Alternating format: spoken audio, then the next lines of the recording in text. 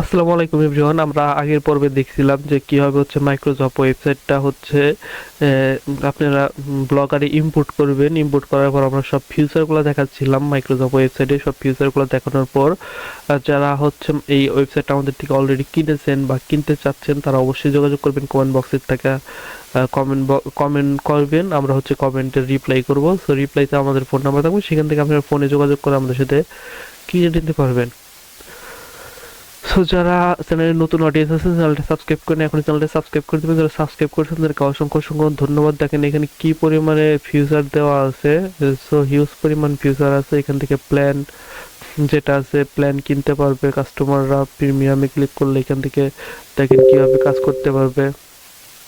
এখান থেকে প্যাকেজ 60 টাকা দিয়ে যদি কিনে 7 দিন, প্যাকেজের মেয়াদ থাকবে 7 দিন। প্যাকেজের মেয়াদ থাকবে 7 দিন।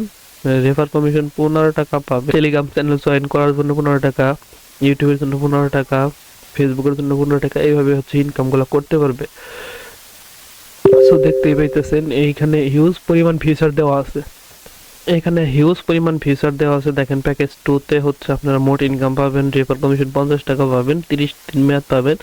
এইভাবে প্যাকেজগুলো আছে, আপনারা দেখে কিনে নিতে পারবেন। সো এখন যে কথাটা বলবো সেটা হচ্ছে আমরা হচ্ছে কিভাবে হচ্ছে আমাদের ওয়েবসাইটটাকে লাইভ করব, এর জন্য হচ্ছে এই পার্টটা রেকর্ড করা। সো যারা চ্যানেলে নতুন আছেন চ্যানেলটা সাবস্ক্রাইব করে দিবেন। ফার্স্টে হচ্ছে আমরা চলে যাবো আমাদের ওয়েবসাইটের, এটা তো অ্যাডমিন প্যানেল, আমরা হচ্ছে চলে যাবো ইউজার প্যানেলে। চলে আসলাম এইখান থেকে। এরপর চলে আসবো আপনারা থিম থেকে HTML এ চলে আসবেন। সো এখন যে আমরা ডাটাবেসটা কানেক্ট করব ওয়েবসাইটের সাথে, সেই ডাটাবেসটা আপনারা কোথায় পাবেন এটার জন্য ডেডিকেটেড একটা ভিডিও আমাদের ইউটিউব চ্যানেলে অলরেডি পাবলিক করা আছে। আপনারা ওইখান থেকে ওইটা দেখে কিভাবে ফায়ারবেস দিয়ে ডাটাবেস ক্রিয়েট করবেন সেটা দেখে শিখে নিতে পারবেন। সো এখন যদি আমরা এখান থেকে কন্ট্রোল এফ চাপলে সার্চ বার আসবে। এখানে লিখবো হচ্ছে আমরা এপিআই, তারপর কি যদি লিখি এপিআই কি, তাহলে দেখেন এখান থেকে ফায়ারবেসের যে ডাটা ইয়েটা আছে, কনফিগারেশন যেটা আছে এইটাকে আপনার সিলেক্ট করবেন।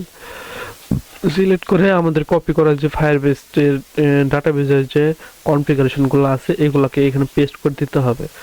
সো এই ফায়ারবেসের ডাটাবেসের কনফিগারেশন বা কিভাবে ফায়ারবেস ডাটাবেসটা ক্রিয়েট করতে হয় এর জন্য একটা ভিডিও আমাদের অলরেডি আছে। সো আপনারা দেখে ক্রিয়েট করে নেবেন। জাস্ট আমরা হচ্ছে এটা দিলাম, এটা দিয়ে সেভ করলাম। সেভ করলে দেখেন প্রসেসিং আপডেট সাকসেসফুল হয়ে গেছে আমাদের ডাটাবেসটা। এখন যদি আমরা আমাদের অ্যাডমিন প্যানেলটা সেট আপ করে ফেলি, জাস্ট এটা হচ্ছে আমাদের ইউজার প্যানেল। অ্যাডমিন প্যানেলে চলে আসলাম। এখান থেকে হচ্ছে আবারও এখানে যে কোনো একটা জায়গায় ক্লিক করবেন, যে কোনো একটা জায়গায় ক্লিক করে কন্ট্রোল এফ দিবেন। এরপর লিখবেন এপিআই KEY।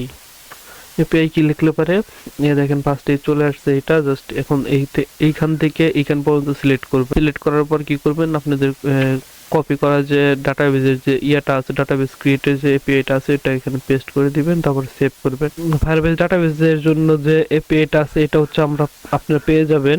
কিভাবে তৈরি করতে হয় এটার জন্য ভিডিও আছে, সেটা দেখলে আপনারা তৈরি করতে পারবেন। জাস্ট এখন যদি আমরা এখানে অ্যাডমিন প্যানেলে ভিউ করি, এখানে অ্যাডমিন প্যানেলও কিন্তু এখান থেকে চলে আসছে। জাস্ট আমি যদি পাসওয়ার্ড দেই, পাসওয়ার্ড দেওয়ার পর লগ ইন দিলে দেখবেন যে লগ ইন হয়ে গেছে আমাদের ডাটাবেসটা। সো আপনারা অলরেডি দেখলেন যে কিভাবে কি করতে হয় না করতে হয়। সো ইউজার প্যানেল এখান থেকে সবকিছু দেখতে পারবেন বা করতে পারবেন, আহ, সবকিছু করতে পারবেন। সো আজকের ভিডিওটা ছিল এই পর্যন্তই। সবাই ভালো থাকবেন, সুস্থ থাকবেন। আমাদের চ্যানেলে নতুন হয়ে থাকলে চ্যানেলটা সাবস্ক্রাইব করে দিন।